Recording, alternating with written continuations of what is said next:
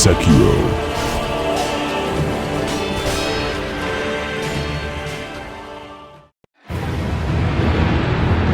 Elden Ring.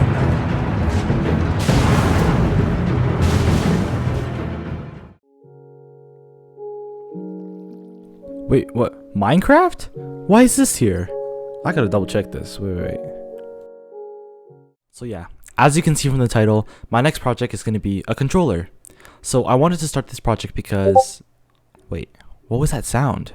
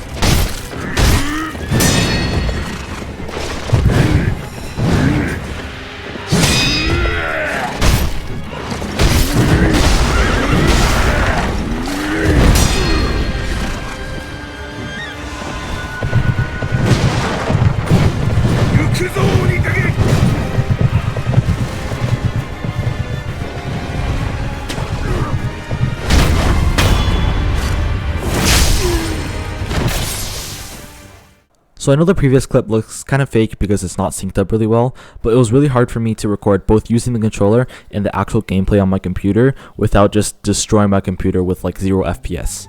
So instead, here's a clip of me playing the same boss but now with a keyboard and mouse.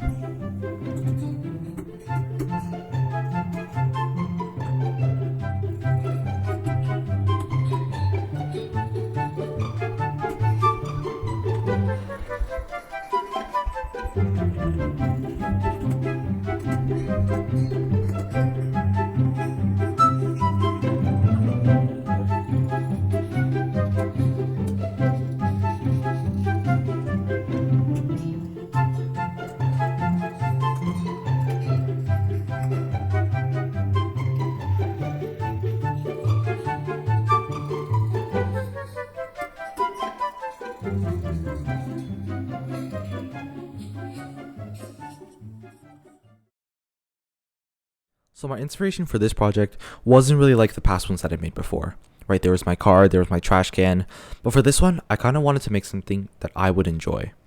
So when I was a little kid, I loved playing Minecraft on the Xbox 360, right? The screen, the feeling of the controller in your hands, there's just something nostalgic about it that I kind of wanted to relive.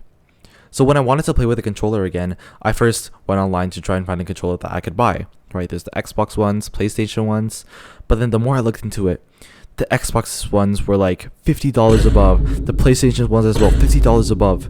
So then I thought, why can't I just make my own controller?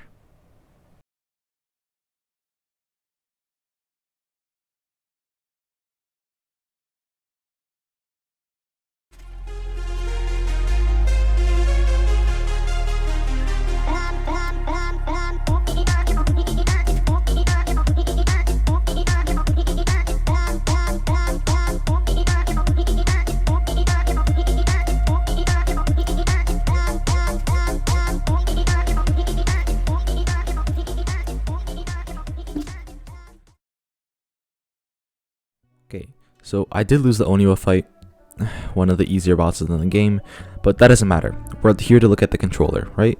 So if you can see, two breadboards are glued together with a Lego base on the bottom. If you watched my previous video, you know where the Lego is from. But you have the ESP32 on the back, we have all our modules on the front, push buttons, two joysticks, and we also have a receiver ESP32 that we connect to the computer. That's how we receive data. And then we have a power bank. So with the design, it's actually really nice.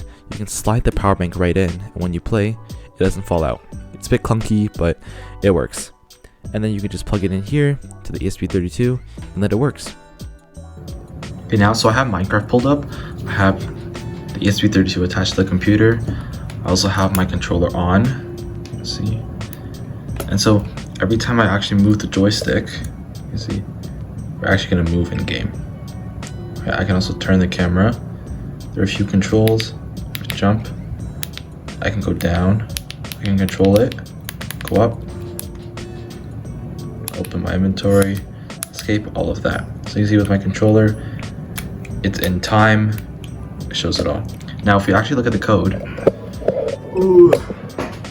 you can see it receives a bunch of values. Now every time I move the joystick, values will be sent. If I move it the other way, it's sent. This way. And then so it's all done on VS Code, and I process all that data, and then I turn that into keystroke movement. Alright, so I won't be showing the code for this video. I'll be uploading all the code into a GitHub repository, but that's it for the showcase. Thanks for watching, and see you in the next video.